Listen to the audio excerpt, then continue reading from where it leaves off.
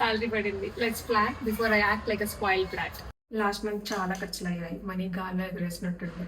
ఈ మంత్ కూడా చాలా ఖర్చులు ఉన్నాయి. సో కొంచెం రెస్పాన్సిబుల్గా ప్లాన్ చేస్తున్నాను. ఫస్ట్ థింగ్ శాలరీ రాగానే ఇన్కమ్ ఎంత వచ్చిందని చెక్ చేసుకుంటాను. వేజిబుల్ కానీ శాలరీ కానీ ఫుడ్ వోచర్స్ మొత్తం ఎంత వచ్చింది అని చెక్ చేసుకుంటాను. సెకండ్ థింగ్ మనీని బుద్ధిగా సేవింగ్స్కి నీడ్స్కి పక్కకు తీసేస్తాను. ఫస్ట్ నీడ్స్ సెండ్ చేసేస్తాను. రెంట్ కానీ గ్రోసరీస్ కానీ అన్నిటికి సెండ్ చేసేస్తాను. కావాల్సిన పక్కకు తీసేసుకుంటాను. అండ్ సేవింగ్స్కి చిట్టి కడుతున్నాను. అలా కొన్ని ఉన్నాయి. సో ఆ సేవింగ్స్ మనీ కూడా పక్కకు తీసేస్తాను. అండ్ థర్డ్ థింగ్ మిగిలిపోయిన డబ్బులతో ప్లాన్ చేసుకుంటాను. నాకు ఇంటికి కొన్ని ఖర్చులు ఉన్నాయి.